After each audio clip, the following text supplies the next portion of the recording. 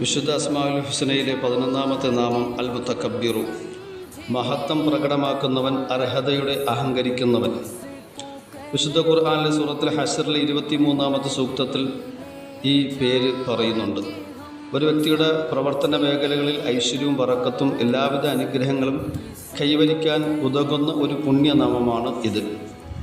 ഒരാൾ തൻ്റെ ഭാര്യയുമായി ശാരീരിക ബന്ധത്തിൽ ഏർപ്പെടുന്നതിന് തൊട്ടു മുമ്പ് 10 പ്രാവശ്യം ഈ നാമം ചൊല്ലിയാൽ അള്ളാഹു അവർക്ക് സൽഗുണസമ്പന്നനായ ഒരു ആൺകുഞ്ഞിനെ കൊടുക്കുമെന്ന് ഷേഖ് യൂസുഫ് നബ്ഹാനി റഹ്മത്തുള്ളാഹി രേഖപ്പെടുത്തുന്നു.